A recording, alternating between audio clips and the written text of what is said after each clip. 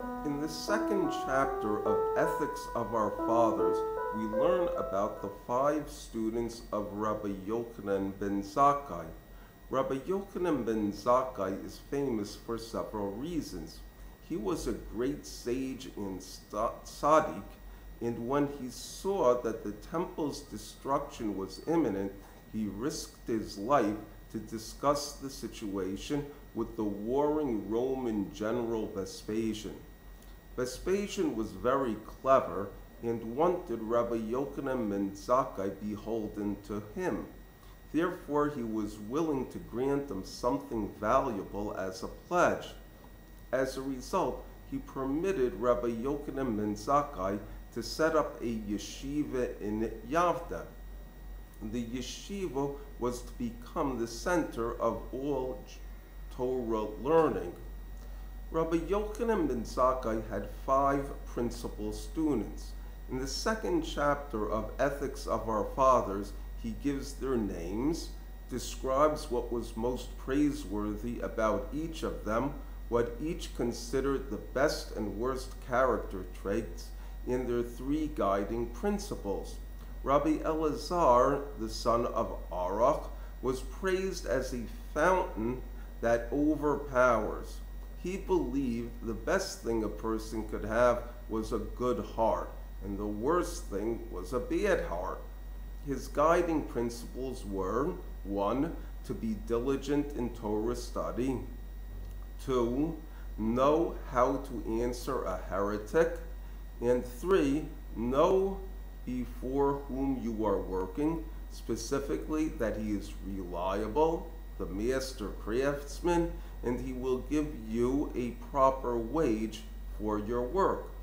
Concerning having a good or bad heart, Rabbi Yochanan agreed with Rabbi Elazar and added that whatever the others said, it was included in these characteristics. There is a debate as to which of the students was the greatest. The Mishnah generally states that it was Rabbi Eliezer ben Hyrcanus.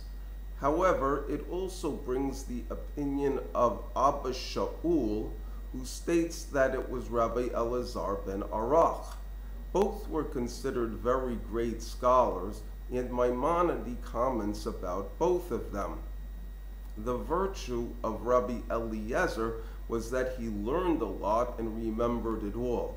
Concerning Rabbi Elazar, he could easily understand the depths of an idea, and in line with this, the Bartanura adds that he was broad-minded and would add analysis and explanations from his own sources of knowledge.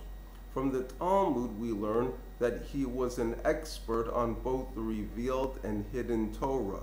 There is a story in the Ethics of Our Fathers by Rabbi Nathan, which implies that Rabbi Elazar ben Arach was a little different from his fellow students and had a close special relationship with his rabbi, Yochanan ben Zakkai.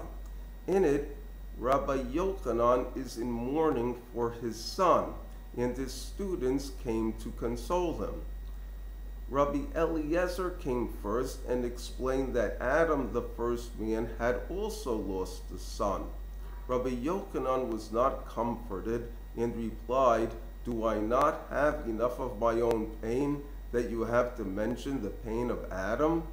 Rabbi Yehoshua followed and pointed out that all of Job's children died on the same day. He too received a reply like the first of the students. Rabbi Yossi followed, mentioning Aaron the Kohen had 2 sons that he lost. Then Rabbi Shimon mentioned that King David had lost a son. However, the reply of Rabbi Yochanan remained the same.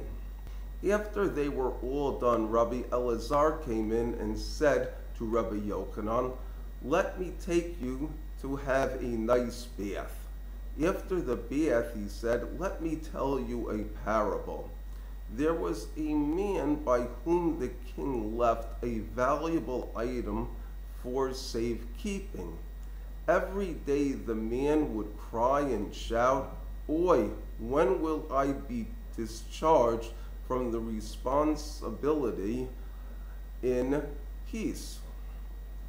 That is the way it is with you, my rabbi.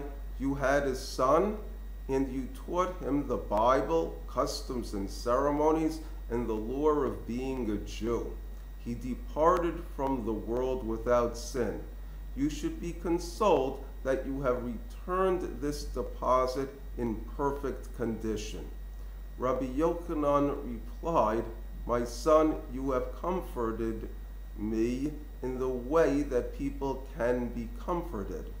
The Talmud continues the story that all of the students went to Yavda, but Rabbi Elazar went to a relaxing place in the Galilee. He hoped to set up a yeshiva, but nobody came. When he considered also going to Yavda, he asked his wife for her thoughts on the subject.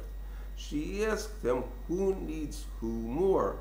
He told her that he was more important to them. She then replied, "Does a barrel of wine or a loaf of bread go to the rats?" Rabbi Elazar stayed put, but gradually forgot his learning. One day they called him to read the Torah. He confused the letters, and instead of reading, "This month is to you," he said, "This deaf mute was their heart." With that, the rabbis prayed for him, and his knowledge returned.